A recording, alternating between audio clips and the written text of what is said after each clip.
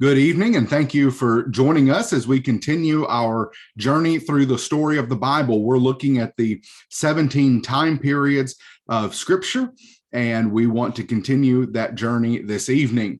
We have Ken Chapman from Orlando, Florida, joining us. How are you doing tonight, Ken?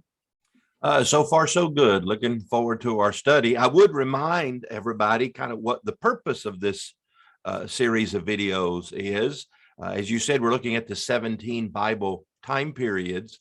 The benefit of that is to be able to see the Bible as one continuous story rather than a collection of stories or writings. And I would encourage everybody to put to memory the 17 Bible time periods as we go through this series. But one thing that'll do is then when you're studying, or the preacher or a Bible class teacher is talking about a particular story, then you'll know where it fits in this timeline and in the story of the Bible. And so we're just trying to get the big picture by looking at these Bible time periods, and hopefully it's beneficial to everybody. Exactly. Yeah. And if you've been going to church or Bible class for some time, you know most of these. You might not have the exact title of that period, but you'll be able to fill out most of these as we think through them. We're looking at the third one tonight. We've looked before the flood and the flood. Tonight we want to look at the scattering of the people. It's going to be a little bit of an uneven section with just one chapter, Genesis 11. You'll see next week we're going to be looking at the other 39 chapters of Genesis, so not always even from lesson to lesson, but this is an important time period because it kind of changes the shape and scope of the world. And so that's why we will look at this one by itself. It begins with Genesis chapter 11 and the people of Babel wanting to build something. And so we just want to set the context for a second. The text tells us that they had one language. Everybody was speaking English. I mean, everybody was speaking whatever they thought or whatever they were speaking. It was King James English. That's right. You know, if it was good enough for Paul, it's good enough for me. Obviously, we're joking there, being silly. But it does say that they were speaking one language, so their communication was easy. We see that they were in one place. They were in this land of Babel. And then we see that they had one goal. And they say in verse 3, come, let us make bricks and burn them thoroughly.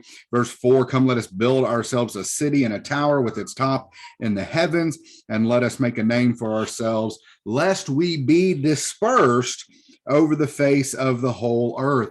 And so the idea is building a city around which life can function. These city locations allows people to live together, to join their resources together.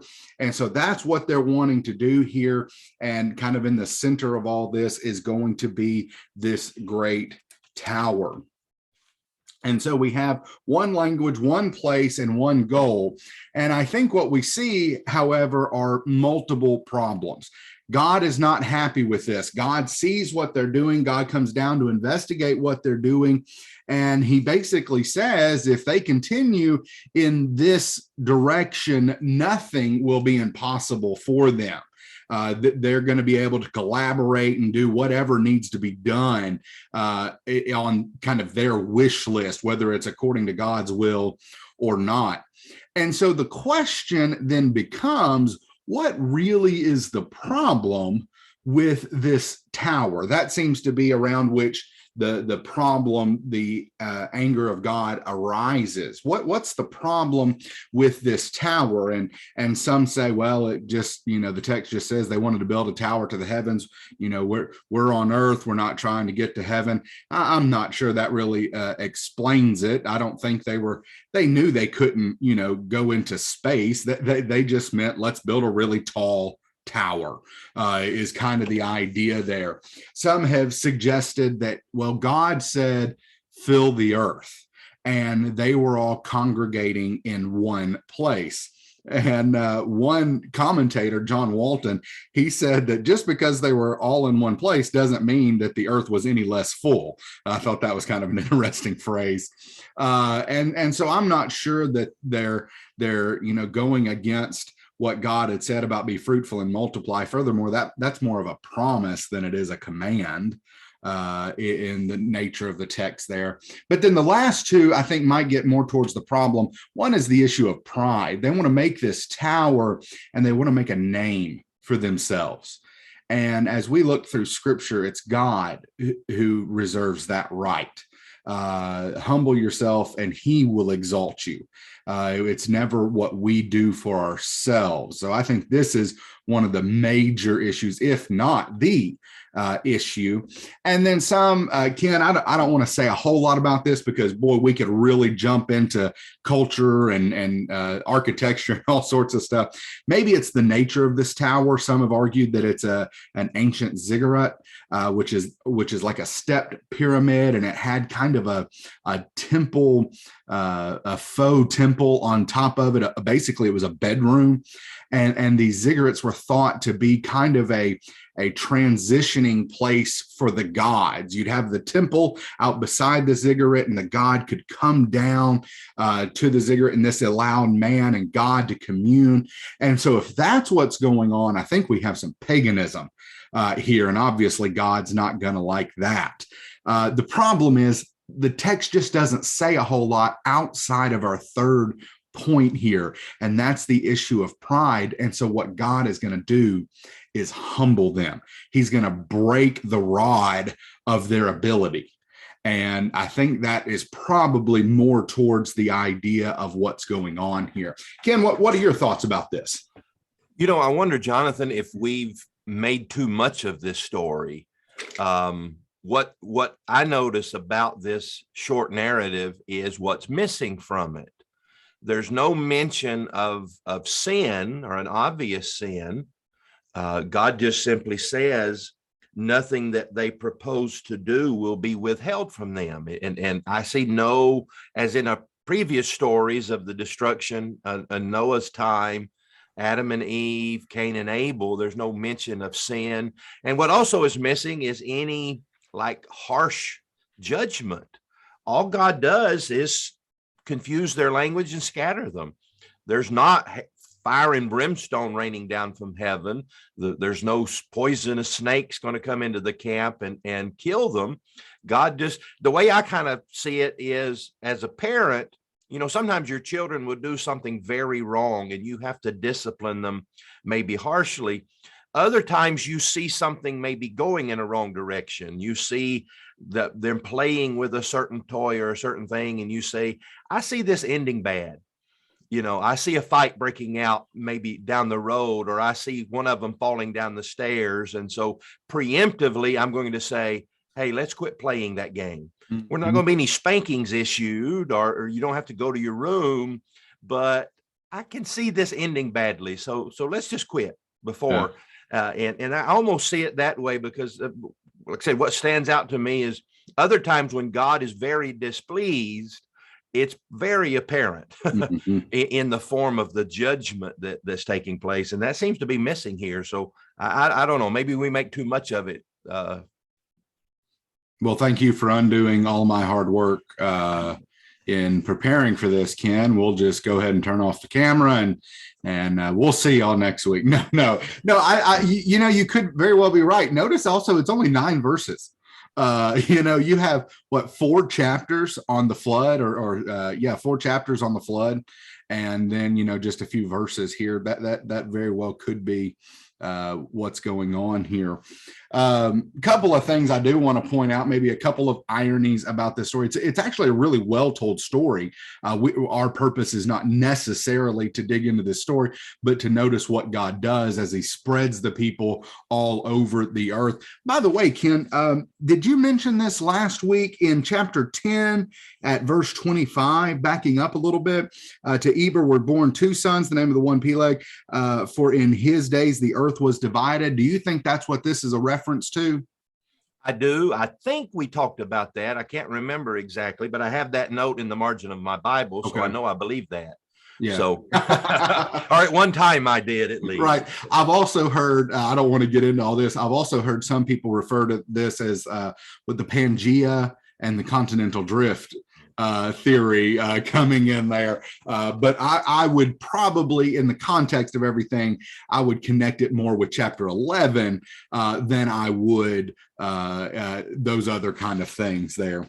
So a couple of ironies here. Notice that they want to build a tower with its top in the heavens, and yet God has to come down to see it. Now, I realize that's very human language, but I think it's purposeful on the part of our author here, kind of almost mocking what they were doing, what they were trying to achieve. They want to build this grand tower, and God can't even see it. He has to come down to see it. And then maybe, like you said, Ken, let's just take the text and what's there. They feared dispersion. They did not want to be scattered abroad, and that's exactly what happens. And as we're thinking about the story of the Bible, this is a very common thing. People fear something, they take certain actions, oftentimes ungodly actions, to keep that from happening, and it happens anyway. And so we see that happening here. So that's the discussion of the scattering of the people here as God confuses their language. You're welcome. That's why we now have Duolingo and that kind of a thing. But that's the scattering or the confusing of the languages and the scattering of the people. Ken, what you got before we move on to this other genealogy? Well, I have a couple questions for you. We have, as it says in verse 9, the name is now called Babel. That sounds a little like a major race of people that we're going to read about later in the Bible, Babylon or the Babylonians. What's the connection? Is there a connection between Babel or Babylon, or do they just sound alike? Well, that's my first question. There's actually a couple of things to think about here. The etymology that's provided in verse 9 is not a strict etymology. It's more of a metaphorical etymology, which is fine. As Bible readers, we shouldn't have a problem with that. That's done regularly. But this, to answer your question, it does seem to be in the area of Babylon. Now, the text is regularly referred to here as Babel, but it does seem to be in the plain of Shinar. This connection does seem to be there, even in other languages. This similarity between the words Babel and Babylon seem to be fairly close. Yeah, I think that's right. So it was just a trick question. It was just a test for me. Right. Okay, all right. Yeah, no. And then the other, I think some have seen a connection, whether intentional or unintentional, that here we have the people scattered and the confusion of the languages. And then when we get to the New Testament, to Acts chapter 2, we have people coming from all over, coming together, and the confusion of languages being remedied through the preaching of the gospel. Do you see a connection there, or is that grasping at straws? I mean, somewhat. It would be another metaphorical one, because technically the languages aren't, rejoined. But I think it's that so what we have here with this separating of the people and the languages, we have maybe the beginnings of these different nationalities, seems to be the idea, these different ethnic groups.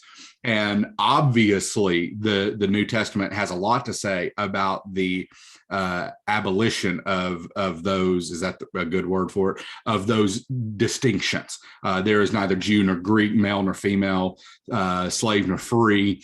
And so, on the day of Pentecost, the disciples, the apostles, are able to speak in these other languages. It doesn't get rid of the languages, so it's more of a symbolic bringing back together humankind through the good news of Jesus Christ. And joining the people together in one city or one family. So I see it makes for a neat sermon, whether it's an intended connection or not. So well, and I like the point, and I appreciate the point, Ken, because we're looking at this as a whole story, not just a collection. We're looking at these 17 time periods to help us view the whole Bible as the story. Well, we don't want to just view it as these individual time periods either. We want to connect these all. So I definitely appreciate your point there. So just while we're here looking at the rest of the chapter, we don't like genealogies. I get that. Genealogies can be very boring. I don't know what the chronicler was doing when he opened up his 2 volumes. I guess he would have only thought it as one, with a 9-chapter genealogy. That's some rough stuff. But we have here another genealogy. It's the generations of Shem, the son of Noah. And this genealogy is very similar to that of Genesis 5. And, you can crack a joke, well, all genealogies are similar. But this genealogy takes you from one major figure, to the next. Kind of spanning this time frame here. This would be the equivalent of yada, yada, yada. Wasn't that a Seinfeld thing? Yeah. Yada, yada, yada. Or one thing led to the other. That's kind of what this genealogy is doing somewhat here. Like Genesis 5, there's 10 generations, and like Genesis 5, it ends with a man and his 3 sons. And so that brings us to the generations of Terah, and we see that Terah had 3 sons, Abram, Nahor, and Haran. And it's from Ur of the Chaldeans, this land of Shinar, Babel kind of place here that they are ultimately called out of. And then the text is set up for an emphasis on Abram. Most scholars seem to agree that he's probably not the oldest son of Terah, but as far as preeminence is concerned, that's why he's listed first. And this genealogy setting us up for really, in some ways you could argue the rest of Scripture with these 3 promises that God's going to make to Abraham in chapter 12, which I would imagine, Ken, is where you'll spend really a great deal of our time next week, even as we talk about Abraham, Isaac, and Jacob. We start there with Abram and the promises made to him. All right, Ken, that's about all I have. Why don't you close us out here? Well, I have another question for you. Uh-oh. Yeah, and it's kind of like the Tower of Babel connection to Acts 2. I'm asking you and everybody else, am I seeing too much here?